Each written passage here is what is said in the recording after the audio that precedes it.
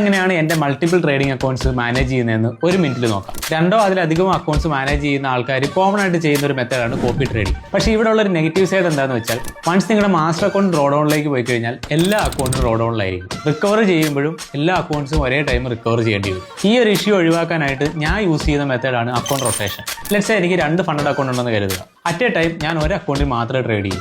First അക്കൗണ്ടിൽ ഞാൻ ഉദ്ദേശിക്കുന്ന സെർട്ടൈൻ ടാർഗറ്റ് അല്ലെങ്കിൽ ഡ്രോ ഡൗൺ എത്തിയതിനു ശേഷം മാത്രമേ സെക്കൻഡ് അക്കൗണ്ട് സ്റ്റാർട്ട് ചെയ്യൂ. ഫോർ എക്സാമ്പിൾ, എൻ്റെ ഫസ്റ്റ് അക്കൗണ്ടിൽ ഒരു $500 പ്രോഫിറ്റ് ആയെന്ന് കരുതുക. ഈ സിറ്റുവേഷനിൽ ഫസ്റ്റ് അക്കൗണ്ട് പോസ് ചെയ്ത് വിഡ്രോവലിന് വേണ്ടി വെയിറ്റ് ചെയ്യും. അതേസമയം സെക്കൻഡ് അക്കൗണ്ടിൽ ട്രേഡ് സ്റ്റാർട്ട് ചെയ്യുക. ഇങ്ങനെ ചെയ്യുമ്പോൾ ഒരു ബെനിഫിറ്റ് എന്താണെന്ന് വെച്ച് കഴിഞ്ഞാൽ നമ്മുടെ പേ ഔട്ട് ഫ്ലോ പ്രോപ്പർ ആയിരിക്കും. For example, by week payout ഉള്ള ഒരു ഫണ്ടഡ് അക്കൗണ്ട് ആണ് നിങ്ങൾ യൂസ് ചെയ്യുന്നതെങ്കിൽ ഫസ്റ്റ് വീക്കിൽ നിങ്ങൾ ഫസ്റ്റ് അക്കൗണ്ട് ട്രേഡ് ചെയ്യുക. അത് പോസ് ചെയ്തതിന് ശേഷം സെക്കൻഡ് അക്കൗണ്ട് ട്രേഡ് ചെയ്യുക. സോ വീക്കിലി പേ ഔട്ട്സ് നിങ്ങൾക്ക് മൾട്ടിപ്പിൾ അക്കൗണ്ട്സിൽ നിന്നായിരിക്കും റൊട്ടേറ്റ് ആയി വരുന്നത്. അപ്പോൾ കോപ്പി ട്രേഡിങ്ങിൽ ഉണ്ടാകുന്ന ആ ഒരു നെഗറ്റീവ് ഡ്രോ ഡൗൺ ഇഷ്യൂ നമുക്കിവിടെ സോൾവ് ചെയ്യാം. ഇത് ഫണ്ടഡിൽ മാത്രമല്ല, പേഴ്സണൽ അക്കൗണ്ടിലും അതായത് ലൈവ് അക്കൗണ്ടിലും നിങ്ങൾക്ക് ഇതേ മെത്തേഡ് യൂസ് ചെയ്ത് നിങ്ങളുടെ ഇൻകം ഫ്ലോ കറക്റ്റ് ചെയ്യാൻ പറ്റും. ഇനി നിങ്ങൾ ഏത് മെത്തേഡ്സ് യൂസ് ചെയ്താണ് മൾട്ടിപ്പിൾ അക്കൗണ്ട്സ് മാനേജ് ചെയ്യുന്നത്? Comment down below. Let's grow together.